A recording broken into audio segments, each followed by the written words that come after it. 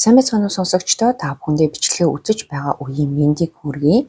Өнөөдөр та бүхэнд 2000-ад оны ихэнх үеийн Францыг зочроосон хамгийн чихүүцгүрэн, хамгийн итгэмээргүй эрүүгийн хэрэгүүдийн нэг болох флактивын гэр бүлийн тухай хэргийг ярьж өгнө. Энэ бол энгийн нэг аллагын хэрэг биш, нэгэн гэр бүл бүхэлдээ ор мөргүй алга болж олон сарын турш Франц даяар хүмүүсийг төөрөгдөлд оруулсан, эцсдээ үнэн ил болоход хинж итгэж чадаагүй эмгэнэлт түүх юм. За энэхүү хэрэг 2003 оны 4-р сарын 12-ны Бям гарагийн өглөө эхэлсэн. Тэр өдөр 14 настай Марио амралтын өдрүүдээ ээжийнхээ гэрт өнгөрүүлэхээр Le Grand Bornon гэх тосгон руу таксигаар явж байлаа. Францын зүүн өмнөд хэсэгт Haute-Savoie мужийн Альпийн нуруунд орших энэ газар нь өвлийн улиралд зөөлчдаар дүүрдэг алдартай цааны баазтай тосгон. Мариогийн эцэг эх багад нь салсан бөгөөд ээж Graziella Ortolano нь шинэ хамтрагч Xavier Flactif болон 3 хүүхдийн хамт Le Grand Bornon дахь тансаг том модон шалээд амьдардаг. Марио аавтайгаа амьдардаг тул сургуулийн амралт болгоноор ээж дээрээ ирж дүү нартайгаа уулздаг байсан. Уг нь тэр өмнөх өдөр буюу баасан гарагт ирэх ёстой байсан ч аав нь түүнийг хичээлээ таслаад хэрэггүй хэмээн маргааш нь явуулсан нь энэ байлаа. Өглөөний 10 цагийн орчимд Мариог суулгасан такси уулын мушгаа замаар өгссөөр Флактивын гэр бүлийн шалигийн өмнө ирж зогсдог. Хүү зүнхээ барин машинаас бууж хаалганы хонхыг дарсан ч дотроос ямар ч хариу сонсогдсонгүй. Тэр хэсэг хүлээгээд дахин хонх дарсан боловч хинж хаалга онгойлгосонгүй.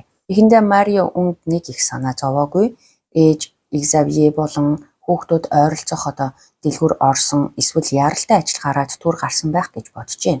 Гэвч 4-р сар хэдийн гарсан ч Альпийн нуруунд хүйтэн хэвээр гадаа удаан зогсоход амаргүй байсан тул хараахан хөдөлж амжаагүй такси руу буцаж очоод гэрийнх нь удахгүй ирэх байх хэмээн тайлбарлаж хэсэг хугацаанд машин дотор дулаацсан хүлээх зөвшөөрөл хүссэн байна. Жолооч хүүг өрөвдөн зөвшөөрч тэдний эрхийг хүлээж эхэлжээ. Гэвч хугацаа өнгөрөх тусам байшингийн нам гүн байдал улам хачиргалтай санагдаж хинж ирэхгүй байв. Таксины тоолуур тасралтгүйгүйсээр хэдхэн минутын хүлээлт аажмаар хэдэн цаг болон сумжирч нэг мэдгээд үд өнгөрөн цаг бараг одоо 1 болсон байв. Марио энэ үед санаа зовж эхэлсэн ч гэрийнх нь түүнийг ирэх өдрийг андуурсан байж магадгүй хэмээн өөрийгөө тайвшруулахыг хичээжээ. Тэгээд ээж Xavier хоёрын хаяа хоололдог ресторанд очвол тэднийг олж магадгүй гэж бодон жолоочоос өөрийг нь тийш нь хүргэж өгөхийг хүссэн байна. Такси уулын тосгоноор явсаар рестораны өмнө очсон ч тэнд мөн л гэрийнх нь байгаагүй. Рестораны ажилтнууд ч тэднийг тэр өдөр харсан тухай ямар нэгэн зүйл хэлж чадсангүй. Өглөөнөөс хойш тэднийг хүлээсэн Марио одоо юу хийхээ мэдэхгүй болж төгшөөр нь улам нэмэгдэж байлаа. Таксины жолоочийг цаашид хүлээлгэх боломжгүй гэдгийг ойлгосон хүү олон цагийн турш өөртөө хамт байсанд нь талархаад төвөг утсандаа уучлал хүсээд машинаас буусан байна. Бям гарагийн үдээс хойш болоход Марио цааш хаашаа явахаа мэдэхгүй болсон тул ээж болон Xavier-ийн найзынд очдог. Өглөөнөөс хойш болсон бүхнийг сонссон найз нь энэ бүхэн энгийн зүйл биш гэдгийг ойлгож өөрийн биеэр Флактивын гэр бүлийн шалаа руу очиж шалгахаар шийдсэн байна. Байшинг тойрон үзэхэд хаалганы нэг нь бүрэн хаагдаагүй үл ялэг онгорхой байжээ. Тэр болгоомжтой дотогш орж харахад хулгай орсон, зодон болсон ямар ч шинж тэмдэг ажиглагдсангүй. Харин ч байшин хэтэрхий цэвэрхэн бүх зүйл байрандаа яг саяхан сайтар цэвэрлсэн мэт харагдаж байсан нь хачирхалтай санагджээ. Учир нь 5 хүн тэр дундаа 3 хүүхэд амьдардаг энэ айл ердийн үед тоглоом, хувцас хунар өдөр тутмын эд зүйлс энд тэндгүй байдаг. Тийм ч эмх цэгцтэй айл биш гэдгийг ойр дотныхан мэддэг байв. Гэтэл тэр өдөр байшин хүн амьдардаг гэхээс илүү хоосон үзүүлэнгийн байр шиг намгүм цэмцгэр байсан. Орой болох тусам Мариогийн төгшөөр улам нэмэгдэж эцэст нь эмээр үгээ уцтан өглөөнөөс хойш ээж Xavier болон 3 хүүхдийг хайсан ч хинээс нь ч ямар ч мэдээ авч чадаагүйгээ хэлсэн байна. Байшинд хүн байхгүй, уцаа авахгүй, хаана оцсныг нь хинч мэдгүй байгааг сонссон эмээ энэ байдлыг цааш хүлээж болохгүй. Нин даруй жандармуудад мэдэгдэх хэрэгтэй гэж зөвлөсөн байна. Жандармууд мэдээлэл авмагцаа эрен хайх ажиллагааг эхлүүлсэн ч тэр үед аллах болсон байж магадгүй гэж хараахан бодоогүй байлаа. Xavier давхих дуртай уулын нарийн тахир зам дээр ч хурдаа төдийлөн хасдаггүй хүн байсан тухай ойр дотны хүмүүс нь ярьсан тул гэр бүлээрээ зам дээврийн осолд орж автомашинтайгаа хүн жалга хавцал руу унсан байж болох юм гэсэн таамаг хамгийн бодтой мэт санагджээ. За ингээд Le Grand Bornon орчмын уулын замууд, огцон мэргэлтүүд, замын хажуугийн хавцлуудыг эрлийн багууд нэг бүрчлэн шалгасан боловч ослын ямар нэгэн улмөр олдсонгүй. Нэм гараг өнгөрсөн ч Xavier, Graciela болон хүүхдүүдийн талаар өчүүхэнд сураг гарсангүй. Харин даваа гарагийн өглөө болоход байдал бүрч ноцтой болж эхэлжээ. 10 настай Сара, 9 настай Летисия, 7 настай Григори нарын хэний ч сургуультай очоогүй байсан тул жандармууд энэ хэрэг гэр бүлээрээ хаа нэгтээ түр явсан төдий зүйл биш байж болохыг ойлгож шалээд албан ёсны нэгжлэг хийхээр шийдсэн байна. Байшинд ормогцоо тэд гэр бүлийнхэн удаан хугацаагаар явах ямар ч бэлтгэл хийгээгүй байсныг харуулсан хэд хэдэн зүйл анзаарчээ. Галтгоонд хоолтой том тоогоо хэвээрээ хөргөгч дүүрэн хүнстэй зөөврийн компьютерууд ширээн дээрээ орхигдсон байв. Хэрэв тэд амралтаар явах эсвэл гинт өөр газар нүүхээр шийдсэн бол хоол хүнсээ ингэж орхиж үнэтэй компьютеруудыг авч явахгүй үлдээн гэдэг бараг боломжгүй байлаа. Харин байшингийн дүр зураг нь тэд амралтын өдрүүдээ гэртээ өнгөрүүлэхээр төлөвлөж байсан ч ямар нэгэн зүйл гинт тохиолдсныг илтгэж байв. Хүүхдүүдийн өрөөг шалгах үед бас нэгэн хачирхалтай зүйл илэрдэг. Летисия болон Григоригийн орны бүтээлгүүд алга болсон байсан. Ингээд жандармууд эрдлийн ажиллагааг даруй өргөжүүлж Le Grand Borgnone болон ойр орчмын уул, ой, зам, жалах авцлыг нисдэг тэргээр дээрээс нь нэгжиж улаан Toyota машиныг хааж эхэлсэн байна. Удалгүй эрэл нуур гол ус руу шилжиж шумбагчид Анси нуурын ёроолыг хүртэл шалгасан ч гэр бүлийнхэн болон автомашины ямар ч уулмөр олдсонгүй. Ингээд Xavier, Flactive, Graciela, Ortolano болон тэдний 3 хүүхэд ямар ч тайлбаргүйгээр ор сургаггүй алга болсон нь тодорхой болсон. Гэр бүл алга болсноос ойролцоогоор 48 цагийн дараа прокурор шалаад 2 дахь удаагийн нэгжлэг хийх тушаал өгсөн бөгөөд энэ удаад мөрдөн байцаагчид өмнөхөөсөө ч хачирхалтай зүйлтэй тулгарсан байна. Анхны үзлэгийн үеэр ширээн дээр байсан зөөврийн компьютерууд алга болж мөн зарим бичиг баримтыг ч авч явсан байжээ. Өөрөөр хэлбэл жандармуудыг гарснаас хойш хэн нэгэн байшинд орж яг тодорхой эд зүйлсийг сонгон авч явсан гэсэн үг байлаа. Тэр хүн Flactive-ийн гэр бүлийн хэн нэгэн байсан уу? Хэрэв тэд амьд байсан бол яагаад нууцаар ирж зөвхөн компьютер болон бичиг баримтаа аваад дахин алга болсон юм бол? Эсвэл тэдгээр компьютер баримтууд дээр гэмт хэрэгтэн гэлчлэх ямар нэгэн мэдээлэл байсан учраас хэн нэгэн хүн уул мөрөө арилгахын тулд авч явсан хэрэг үү? Ингээд мөрдөн байцаагчид Flactive-ийн гэр бүлийн бизнес, санхүүгийн байдал, өмнөх маргаан тэдэнтэй муудалцаж байсан хүмүүсийг наривчлан шалгаж эхэлжээ. Xavier, Graciela хоёр үл хөдлөх хөрөнгийн салбарт ажилладаг байсан ч санхүүгийн байдал нь гаднаас харагддаг шигээ сайн биш, их хэмжээний өртөө байж болзошгүй нь эхний шалгалтаар илэрсэн байна. Мөн Le Grand Borgnond тэднийг хүн бүр таатай хүлээж авдаггүй, барилгын төслүүддээ орон нутгийн эрх мэдэлтнүүдийн тусламжтайгаар давуу эрхэлдэг, бүр барих зөвшөөрөл нь гараагүй шалeenуудыг зураг төслөөр нь урдчлан зардаг байсан гэх цуурхалж тархсан байжээ. Гэхдээ тэр үед эдгээр яриа үнэн эсэх нь хараахан батлагдаагүй, зөвхөн мөрдөн байцаалтыг өргөжүүлэх нэг чиглэл болж байлаа. 2003 оны 4-р сарын 17-нд гэр бүл алга болсноос 6 хоногийн дараа жандармууд шалаад 3 дахь удаага ирсэн бөгөөд энэ удаад шүүхийн шинжилгээний мэргэжилтнүүдийг дагуулжээ. Тэд байшинг гаднаас нь харахад цэвэрхэн байсан ч нүдэнд үл үзэгдэх ямар нэгэн ул мөр үлдсэн эсхийг наривчлан шалгаж эхэлсэн байна. Шинжилгээ эхлээд 1 цаг орчим өнгөрөхөд мэргэжилтнүүд багийн ахлагч руугаа залгаж байдал таагүй байгааг мэдэгдэж хэд хэдэн ноцтой зүйл илрүүлснээ хэлсэн байна. Модон шалны завсраас цусны уул мөр олдсон. Үүнээс гадна шалан дээр жижиг төмрийн хилтерхийнүүд тархсан байсан бөгөөд тэдгээрийн дундаас хүүхдийн шүдний нэг хэсэг гарч иржээ. Өшгөний доороос мөн калибр бууны сумны хонгой олдсон байна. Эдгээр зүйлсийг нэг дор харахад мөрдөн байцаагчдын хамгийн их айж байсан таамаг бодит байдал болон хувирдаг. Flactive-ийн гэр бүл зүгээр нэг сургаггүй алга болоогүй, харин тэдний гэрт хүчирхийлэл магадгүй аллах болсон байж болзошгүй байв.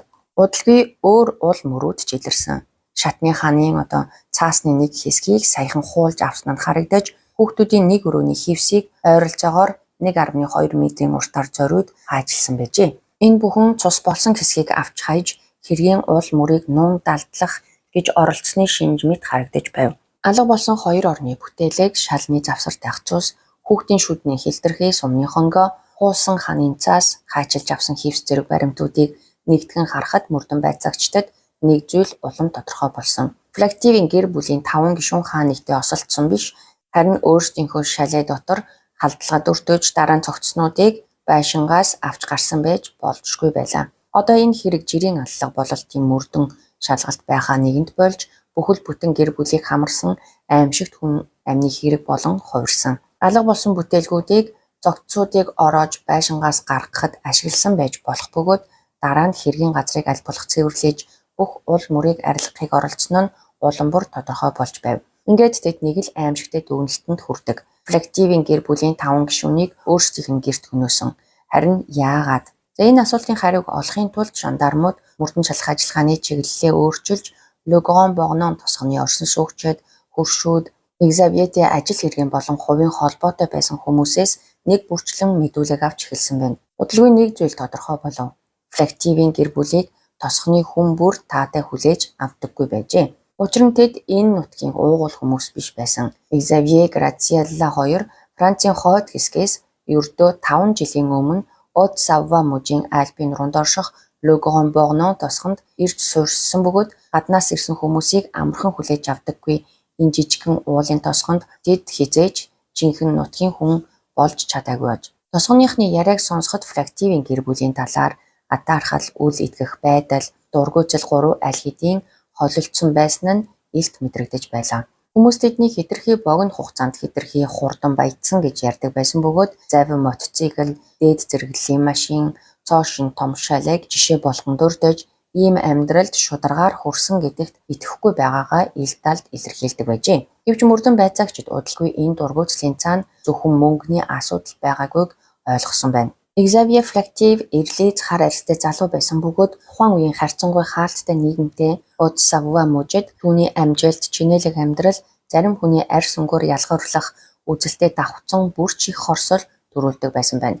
Зарим нь бүр ийм гаралтай хүн ийм газар ингэж баяжиж, ийм амжилтанд хүрсэн нь хэвийн зүйл биш мэт ярьдаг байсан нь тухайн үеийн уур амьсгалыг тодхон харуулж байв. Тэр олон хүний дундаас Флективийн гэр бүлийг хамгийн ихээр үзэн яддаг хүн нь хөрш Давид Отиат байлаа. Давид телевизийн камерын өмнө гарах бүрдээ Xavier-г шудраг бус хүмүүсийг ашиглаж мөнгө олдог хүн байсан хэмээн ярьж байв.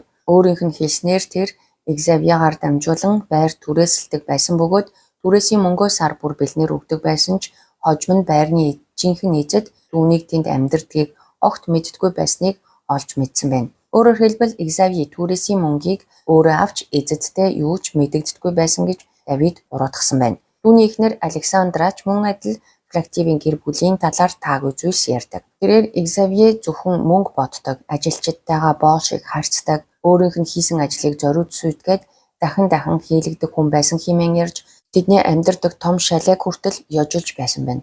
Телевизээр өгсөн ярилцлагуудыг нь сонсвол Давид, Александра хоёр Флективийн гэр бүлийг тосгоны хамгийн муу хүмүүс байсан мэтээр харагдуулахыг хичээж байгаа нь анзаарагдаж байлаа. Гэвч жандармууд хүний ярианд биш баримтад тулгуурлан ажиллаж байв. Тэд Xavier-гийн бизнес, банкны данс, санхүүгийн бүх материалыг шалгаж эхэлсэн бөгөөд шалгалтын явцад гэр бүл нь 70 гаруй банкны данстай, зарим нь Бельгид, зарим нь татврын хөнгөлөлттэй офшор бүсүүдэд бүртгэлтэй болохыг тогтоожээ. Үүнээс гадна тэдний компани бараг 3 сая еврогийн өртөө байсан бөгөөд компани нь Xavier-гийн нэр дээр биш харин эхнэр Graziella Ortolanoгийн нэр дээр бүртгэлтэй байв. Учир нь Xavier 1998 онд Францын хойд хэсэгт баригдаагүй орон сууцыг урьдчилан зарсан үл хөдлөх хөрөнгийн залилангийн хэрэгт холбогдож компани удирдах эрхээ хасуулсан байжээ. Үүн дээр Le Grand Bornon тосгоны одоо зарим ажилчид Xavier-гийн компанид ажилласан хэрнээ хөлс авч чадаагүй гэж мэдүүлсэн нь нэмэгдэв. Ингээд мөрдөн байцаагчид нэг зүйлийг ойлгосон. Флективийн гэр бүлд дургүй, тэднээс мөнгө нэхэх бүр өс санах хүн цөөнгүй байжээ. Гэхдээ олон хүний дундаас Давид Отиат хамгийн их анхаарал татаж эхэлсэн байна. Үүний зэрэгцээ жандармууд шалайд дахин буцаж ирдэг. Энэ удаад тэд эрүүгийн шинжилгээний хүрээлэнгийн шилдэг мэрэгжилтнүүдийг дагуулan иржээ. Тэд байшинг бүхэлд нь Blue Star тусгай бодисоор шалгасан. Бодисыг цацмагч байшингийн дотор үнэхээр аимшигтэй дүр зураг айжмаар ил болж эхэлсэн. Шал, хан, тавилга, хөшиг, хивс гэд бараг бүх зүйл дээр цусны уул мөр хөх өнгөөр гэрэлдэж байв. Гаднаас нь харахад цэвэрхэн эмгцэгцтэй санагдаж байсан тэр байшин үнэндээ бүхэлдээ угааж арчиж цэвэрлсэн хэргийн газар байсан нь инхүү ил болсон. Шинжээчид нийт 5 том хэсэгт маш их хэмжээний цусны уул мөр илрүүлсэн нь яг Флективийн гэр бүлийн 5 гишүүнтэй тохирч байв. Өөрөөр хэлбэл 5 хүн тус тусдаа байшингийн өөр хэсэгт халдлагад өртсөн байх магадлал маш өндөр болсон байна. Энэ бол жирийн нэг хүн амны хэрэг биш, бүхэл бүтэн гэр бүлийг хамарсан жинхэнэ хядлага байсан.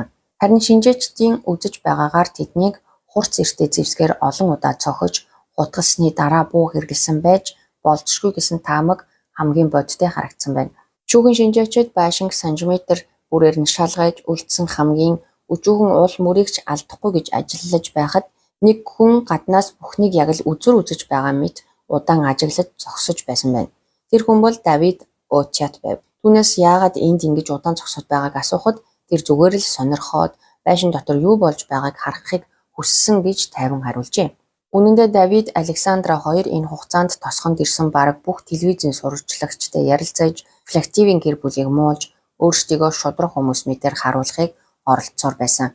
Гэвч мөрдөн байцаагчид Давидтай ярилцах тусам нэгэн маш чухал баримт ил болов. Тэр Флактивийн гэр бүлийг амьд байхад нь харсан хамгийн сүүлчийн хүмүүсийн нэг байдаг. Давидын ярьснаар Изавье түүнээс өөрийн түрээслүүлдэг шалиад ух жуулчдад очиж түлхүүрийг нь дамжуулж өгөхийг хүссэн аж. Жандармууд тухайн жуулчдыг олж байцаахад энэ мэдүүлэг үнэн болох нь тогтогдсон. Гэхдээ жуулчид нэгэн сонирхолтой зүйл ярьжээ. Давид түлхүүр өгсөн мөртлөө байр хүлээлтсэн тухай ямар ч баримт бичиг үйлдэггүй бөгөөд үүнээс хэдхэн цагийн дараа өөрөө тэдний яг хажуугийн байранд нүүж ирсэн нь тухайн үед тэдэнд тун хачиргалтай санагдсан байна. Энэ бүх жижиг мэт санагдах баримтууд нийлсээр Давид Очиатыг жирийн нэгэн хөршөөс хамгийн ноцтой сэжигтэн болгон хувиргаж эхэлжээ. Ийхүү мөрдөн байцаагчтай байнга ярилцаж байшингийн гадаа эргэлдэн телевизийн камер бүрийн өмнө Флактивийн гэр бүлийг муулж явсан Давид Очиат аажмаар гол сэжигтэн болж эхэлсэн.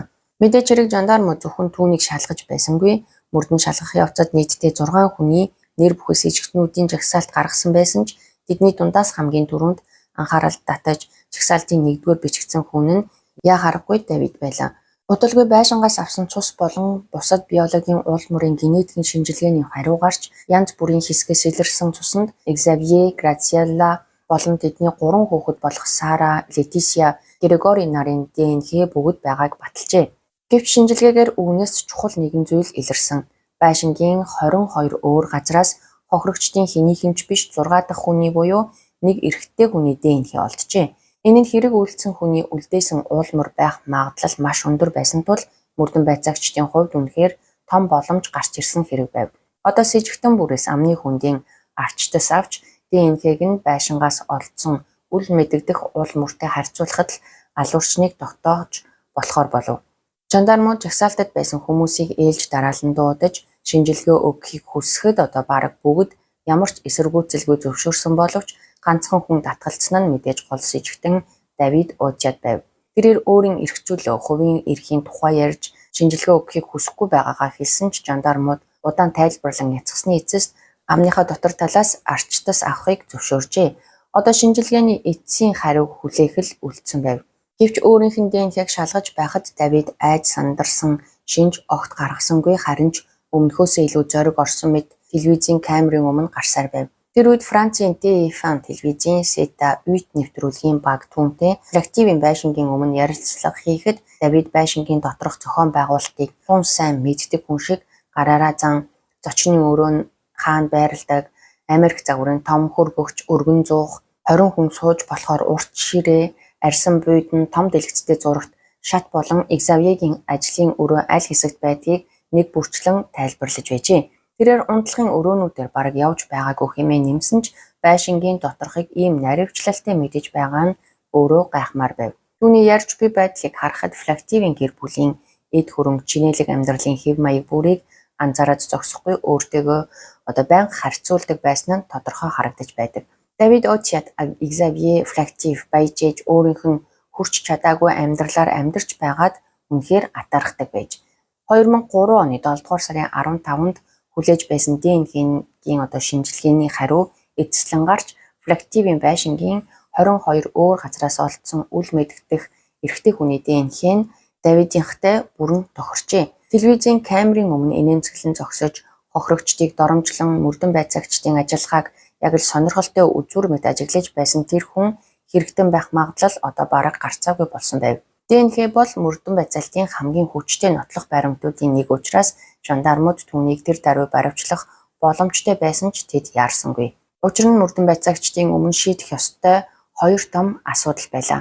Нэгдүгээрт Флактивийн гэр бүлийн 5 гишүүний цогцыг олох хэрэгтэй. Хоёрдугаарт ийм олон цогцыг ганцаараа байшингаас гаргаж автомашинд ачиж өөр газар аваачхан тун хэцүү учраас Давидэд тусалсан хамсаатнууд байсан эсхийг тогтоох шаардлагатай байв. Тиймээс жандармууд түүнийг хэсэг хугацаанд эрх чөлөөтэй мэд байлгаж утсыг нь чагнан хаашаа явж хинтээ уулзаж юу ярьж байгааг нь ажиглаж эхэлжээ. Мөн түүний өнгөрсөн амьдралыг наривчлан шалгахад Давид ч Флактивийн гэр бүлийн адил Францын хойд хэсгээс От Савуар руу нүүж ирсэн нэгэн болох нь тогтоогддог.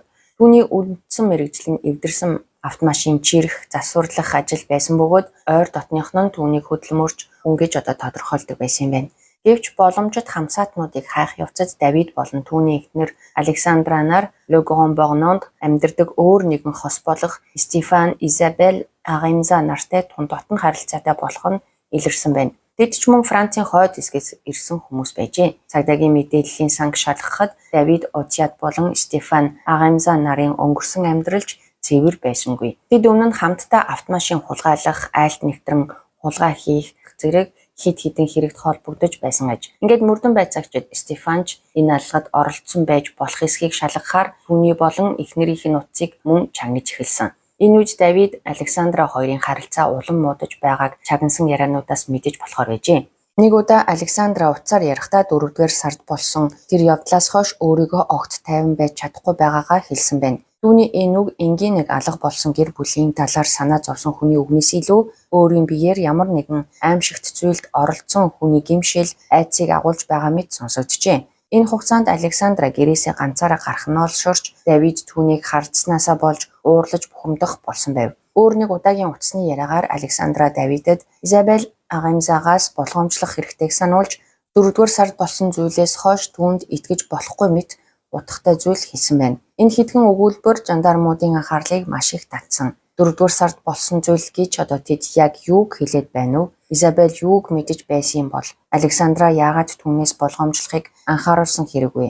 Ийхүү мөрдөн байцаагчид зөв чиглэлд явж байгаагаа мэдэрч эхэлсэн. 2003 оны 9-р сарын 16-нд буюу Флактивийн гэр бүл алга болсноос хойш 5 сар орчмын дараа 80 жандарм нэгэн зэрэг хөдөлж Давид Александра болон Стефан Изабель нарыг баривчлах өргөн ажиллагаа явуулсан байна. Үүндээ зэрэгцэн 2 хосын гэрт нэгжлэг хийхэд Давид Александра хоёрын байрнаас Флактивийн гэр бүлийн эзэмшлийн 156 ширхэг DVD тэдний хэрэглэж байсан 2 гар утас тэрч байтугай хүүхдүүдийнх нь цаана хүртэл олдсон байна. Өөрсдийнх нь амийг хөнөөсөн байж болзошгүй гэр бүлийн эд зүйлсийг гэртээ авчран ашиглаж байсан энэ үйлдэл нь мөрдөн байцаагчдад үнэхээр жигшүүртэй санагдсан байна. Цагдаа хоригдож өөрийг нь тойрон хүрээлсэн нотлох баримтуудаас гарах ямар ч аргагүй болсныг ойлгосон Давид бараг шууд л мэдүүлэг өгөхөөр шийддэг. Тэрээр сэтгэлдээ хуримтлагдаж байгаа дарамтаасаа салмаар байна хэмээн хэлээд 5 сарын турш нууж ирсэн гих үйл явдлаа мөрдөн байцаагчдад ярьж эхэлсэн байна.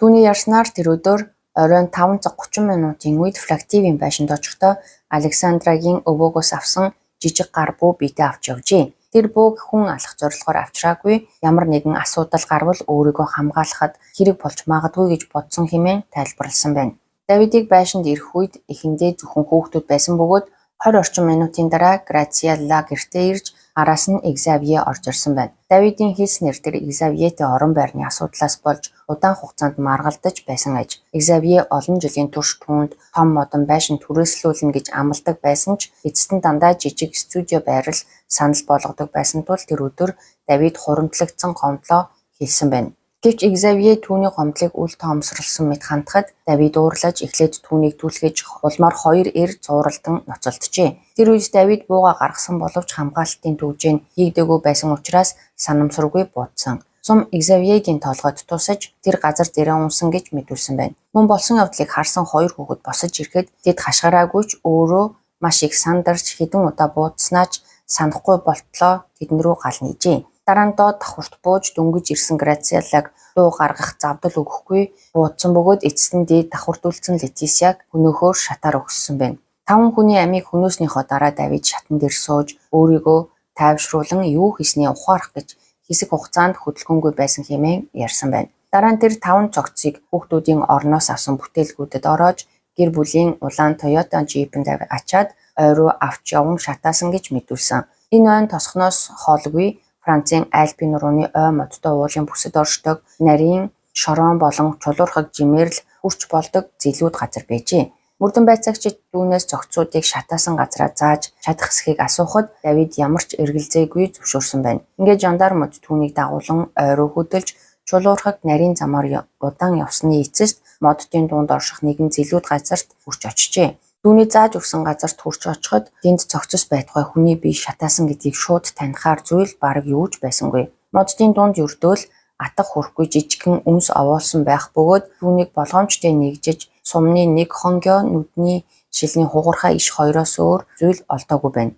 Ингээд нэгэн цагт аз жаргалтай байсан 5 хүний гэр бүлээс ердөө иймхэн зүйл үлджээ. Xavier Flactive, Graziella Ortolano, 10 настай Сара, 9 настай Leticia, 7 настай Григори нарын шаардлыг бүрэн ялган таних боломжгүй байсан тул шинжээчид үнс шатсан ясны үлдэгдлүүдийг маш болгоомжтой цуглуулж 5 жижиг уутанд хуваан хийсэн бөгөөд хожим нь ар гэрээхэнд нь хүлээлгэн өгсөн байна. Давид Очиад анхны мэдүүлгээ мөрдөн байцаагч шүүгчийн өмнө дахин өгөхдөө цагдаагийн байцаалтын үеэр ярьсантайгаа бараг үг өсөггүй адилхан түүхийг давтан хэлсэн. Тэр 5 хүний амийг хэрхэн хөнөөж цогцуудыг хэрхэн бүтээлэгт орон машинд ачиж ойруу аваачин шатааснаа бүдэн сэтгэл хөдлөлгүй өнгөөр ярьсан бөгөөд хийсэн үйлдэлтэй гимшиж байгаагаа илэрхийлсэн ганцч үг хэлээгүй байна. Түүний мэдүүлгийг үнэн гэж үзвэл бүх зүйл гинэт үүссэн маргаанаас эхэлж Давид уур хилэнгээ хянаж чадалгүй хэдхэн хормын дотор ухаан жолоогоо алдан 5 хүний аминд хүрсэн болж таарч байлаа. Өөрөөр хэлбэл урдчлан төлөвлөөгүй гадалзууртлаа ууралсан нэгэн агшны аимшигтай үр дагавар мэт харагдана. Гэвч түүнтэй хамт цагдан хоригдож байсан Стефан болон Изабель Агаймза нарын ярьсан зүйл Давидын энэ хувилбартай огт нийцэхгүй байжээ. Тэдний хэлснээр Давид Flactive-ийн гэр бүлийг хэдхэн өдрийн өмнөөс биш аль эртнээс үзэн яддаг байсан бөгөөд ялангуяа Xavier-ийн амжилт, эд хөрөнгө, том байшинд нь атаархах сэтгэл нь аажмаар хорсол болон хувирсан байв. Давид тэдний тухай ярих бүрдээ улам ширүүсэж нэг л өдөр заавал хариугаа аавна гэсэн утгатай үгс хэлдэг байсан гэж Агаймза нар мэдүүлсэн байна. Хамгийн зочирдмон Давид Flactive-ийн гэр бүлийг бүгдийг нь хөнөөх санаа нэгэн алдартай эрүүгийн хэргийн тухай баримтад нэвтрүүлэг үзсний дараа төрсөн гэж тэд ярьсан байна. Тэр нэвтрүүлэг нь 1990-ад оны сүүлчээр Францыг айдаст автуулсан цуврал алуурчин Альфредо Страниеригийн тухай байжээ. Альфредо сонины зарлалуудаас худалдах гэж байгаа байшингуудыг хайж олоод худалдан авахчийн дүрээр эзэдтэй нуулзаж дараа нь тэднийг хөнөө цогцыг нь хашаанд буулж байшинг нь өөрийн болгож суудаг байсан.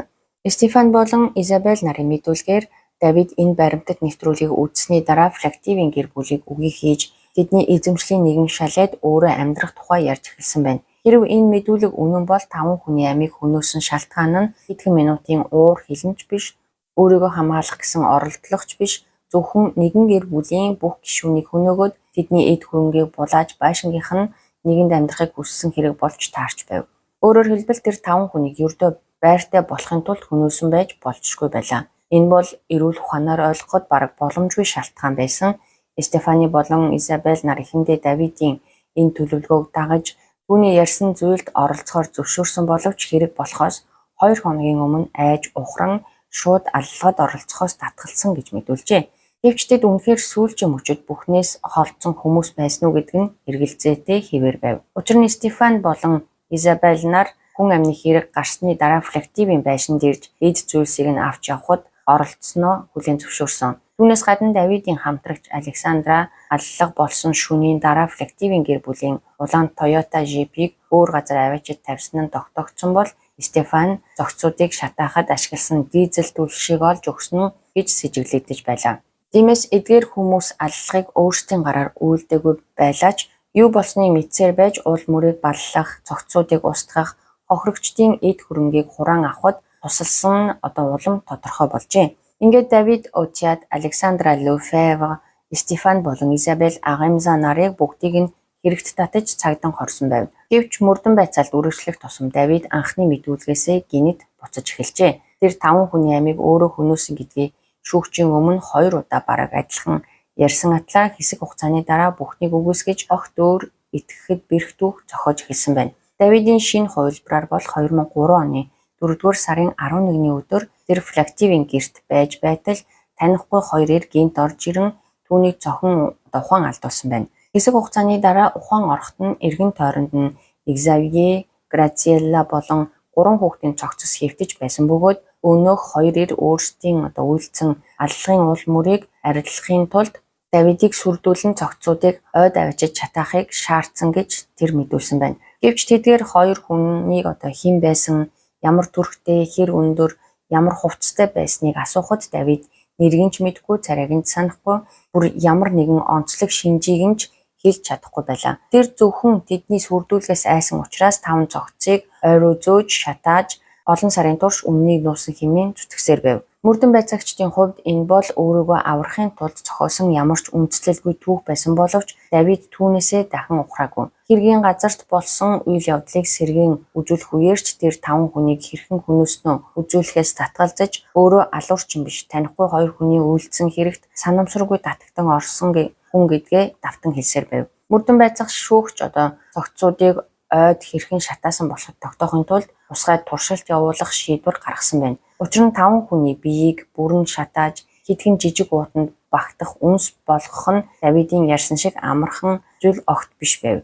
Үүнийг бодитоор шалгахын тулд жандармууд хүний биетэй ойролцоо хэмжээ, жинтэй 5 гахаан сэгийг олж аваачаад Давидын хэлсэн нөхцөлтэй төстэй байдлаар шатаах туршилт хийжээ. Гэтэл 5 сэгийг бараг бүрэн үнс болтолн шатаахын тулд тэдэнд ойролцоогоор 800 кг мод, өөрөөр хэлбэл бараг 1 тонн түлээ хэрэг болох байв. 1 тонн шахан модыг ганц хүн ойгоос цуглуулж овоолж 5 цогцыг машинаас буулган өөрч түлш асган шатааж улмаар үнс болон үлдэгдлийг нь цэвэрлэх нь маш их хүч хөдөлмөр олон цагийн ажиллагаа шаардах ажил байсан. Гэтэл Давид энэ бүхнийг ганцаараа ердөө 1 цагийн дотор хийсэн гэж мэдүүлж байсан. За энэ нь бодит байдал дээр бараг боломжгүй гэдэг нь туршилтаар тодорхой болжээ. Тэгэхээр Давидтэй хамт хэн байсан бэ? Үүний хамтрагч Александра түнд тусалсан уу? Эсвэл Стефан, Изабель нар аллах болон цогцос устгах ажиллагаанд Давидын ярьснаас илүү гүн оролцсон уу? Энэ асуултын эцсийн хариуг тангарахтны шүүх тогтоох ёстой болсон. 2006 оны 6 дугаар сарын 12-нд тэдний шүүх хурал Анси хотод эхэлжээ. Анси хот нь Францын зүүн өмнөд хэсгийн Haute-Savoie мужид Альпийн нурууны бэлд ижил нэртэй том нуурын эрэгт оршдог хот юм. Шүүхийн танхимын хамгийн урд игнэнд 17 настай болсон Марио сууж байв. Одоо тэр гэр бүлийнхээ цорын ганц амьд үлдсэн гишүүн болон шүүхийн урд игнэнд сууж тэдний амийг хөнөөсөн хэрэгт буруутгагдаж буй хүнтэй нүүр тулж байгаа нь. Давид Очиад танхимд орж ирэхдээ бие бүх дийлгэн толгоогоо доош унжуулсаар шүүгдэгчийн суудалд суусан. Шүүх хурлын турш Давид зөвхөн тэр сүүлчийн хувилбар болох 2 танихгүй рефлективийн байшинд орж ирээд өөрийг нь ухаан алдуулж 5 хүнийг хөнөөсөн бөгөөд Давидын цорын ганц 3 тэдний сүрдүүлэгт автснаас цогцуудыг ойд аваачиж чатаасан явдлаажээ. Танхимд байсан хүмүүс бараг хийнэнч энэ түүхэнд итгээгүй ч тэр үзэл бодлоо өчүүхэн ч өөрчилсөнгүй. Тэр бүр өмгөөлөгчдөөсөө өөрийг нь гэм буруугүй хэмээн хамгаалж цагаат туулахыг шаардаж байлаа. Шүүхийн сэтгцийн эмчнэр Давидын энэ зам байдлыг өөрийн үйлдсэн аимшигт хэргийг сэтгэл зүйн хувьд хүлээн зөвшөөрч чадахгүй болсон хүн бодит байдлыг дотроо хуваан салгаж өөртөө итгэх, өөр түүх зохиодог үзэгдэлтэй холбон тайлбарласан байна. За үүнийг сэтгэл судлалд сэтгэл зүйн хуваагдал гэж нэрлэдэг бөгөөд хүн өөрийн хийсэн үйлдэлийн хариуцлагыг өөр хэн нэгний үйлдэл болгон төсөөлж эхэлдэг ажээ. Гэвч энэ нь Давидыг сэтгцийн өвчтэй, өөрийн үйлдэлийг ойлгох чадваргүй байсан гэсэн үг биш байв. Шинжээчид түүнийг галзуураагүй бодит байдлыг танин мэдэх чадвар нь хэвийн байсан тул үйлдсэн хэрэгийнхээ төлөө бүрэн хариуцлага хүлээх чадвартай хүн гэж дүгнсэн байна. Харин хийсэн зүйлээ хүлээн зөвшөөрөхөөс тууштай татгалзаж өөрийгөө хамгаалахын тулд бодит байдлыг ингэж гуйвуулж байгаа нь түүний аюултай байдлыг улам тод харуулж байна гэж шинжээчид үзсэн байна. Ингээд шүүх хурал асар их бухимдал төрүүлсэн үйл явц болон хувирчээ.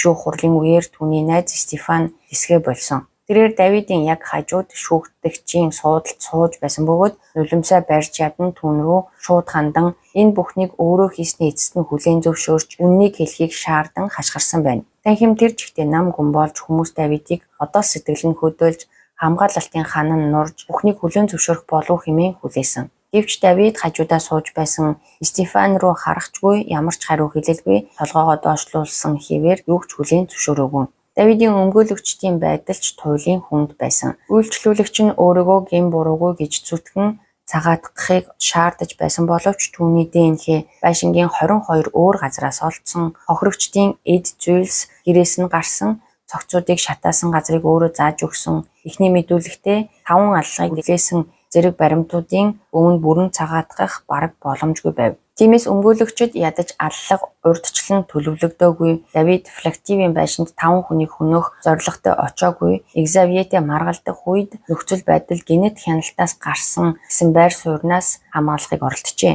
Гэвч буу авч очсон хүн нэг гэр бүлийн 5 гишүүнийг тэр дундаа өөрийгөө хамгаалах ямар ч чадваргүй 3 хүүхдийг хөнөөгөөд зохицуудыг нь шатааж эд зүйлсийг нь хуваан авсан байхад энэ бүхэн урьдчилан төлөвлөөгүй санамсаргүй хэрэг байсан гэж тангарагтнуудад өгүүлэх амаргүй байв. Шүүхийн шийдвэрт эргэлзэх хүн бараг байсангүй. Давидад бүх насаар нь хорих ялганоож эхний 22 жилийн хугацаанаас өмнө суллагдах хүсэлт гаргах хэрэггүй байхаар тогтоожээ. Түүний хамтрагч Александра хохирогчдын машиныг зөөж гэмт хэргийн уул мөрийг нуухад оролцсон, мөн гэр бүлийн эд зүйлсийг эзэмшиж байсан хэрэгтэй 10 жилийн хорих ял авсан байна. Стефан Агимза хамсаад нар оролцож зохицуудыг шатаахад хэрэгтэй түлш нийлүүлсэн болон бусдад туслалцаа үзүүлсэн хэрэгээр 15 жилийн хорих ял сонсжээ. Түүний эхнэр Изабель Агимзад ч мөн хэрэгт оролцсон хэмжээнд нь тохируулан ял оноосон байна. Александра, Стефан, Изабель нар шүүхийн шийдвэрийг хүлээн зөвшөөрч давж заалдаагүй боловч Давид Удиад ганцаараа давж заалдах хүсэлт гаргажээ. Гэвч шүүх хурал эхлэх үед Давид Удиад гэнт босож давж заалдах хүсэлтээсээ татгалзахаар шийдснээ шүүхийн даргад мэдэгдсэн байна. Тэр давж заалдах хүсэлтээ татан авснаар бүх насаар хорих ял нь шууд хүчин төгөлдөр болсон. Зарим хүний хувьд түүний энэ шийдвэр